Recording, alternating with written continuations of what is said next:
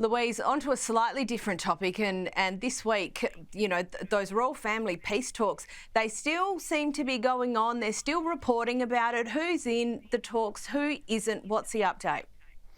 Well, the more I read about this, Caro, the more I think they're not peace talks, they're panic talks. Now, the mere fact that we had King Charles's communications people and Harry and Meghan's communications people there, it's more like a reputation triage going on, because the key person was missing, and that is William, the future king, who we believe wasn't even told about the talks and would be very cautious about being a part of them as well. So if they're genuine about a reconciliation, they both need to say sorry. Harry needs to say sorry, Meghan needs to say sorry, and they need to do it away from the cameras, and they need to be genuine about it. Now, clearly, Charles has a soft spot for his son, but Harry's only chance at redemption now is while his father is still on the throne. And many experts in Britain are making this very point, that once it's William's turn to be king, Harry will be pushed to the side, because what's in it for William to, reconcile with his brother after so much bad blood and so much water under the bridge? I think there's going to be more water too, absolutely. But the reputation triage, I think that there's a divine way of putting it. Onto something slightly better news in Pandora. It was Queen's birthday this week. How did she celebrate? How was she recognised?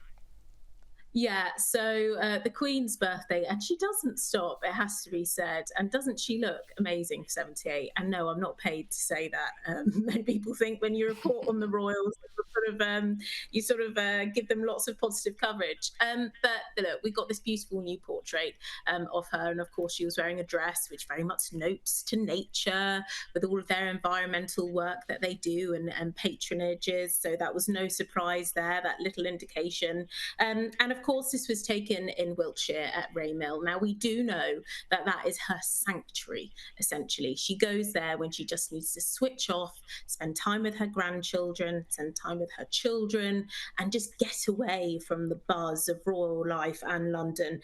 So that's what she did this year. There was no sort of big party, as it were. But the day before, actually, well, she got a very special gift indeed. She got made the H.M. Astute Vice Admiral for the United Kingdom, and that was a gift from the King himself. And what else do you get a Queen when she pretty much has everything? And actually, alongside this, when she was actually at Plymouth, she got a roll of cling film, which was very funny, got lots of reaction online. But of course, this notes back to the history of when they tried to fix a boat's engine with some cling film. And actually, she looked very thrilled with it.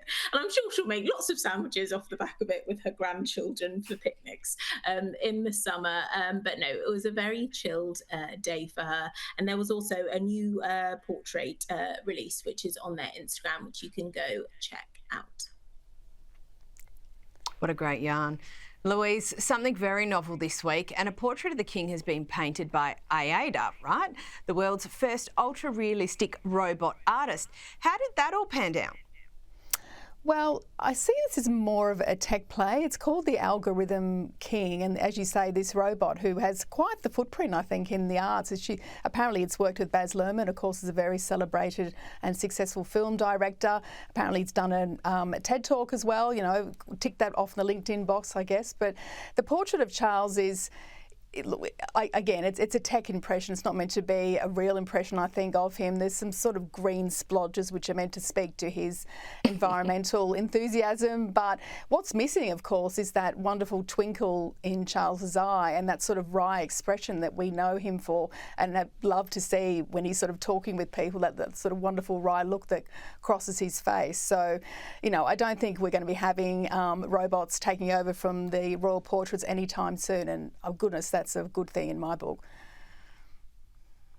I think it makes for a great yarn, but I agree that that very human part of the portrait is usually the most endearing. Ladies, thank you so much for joining me this evening.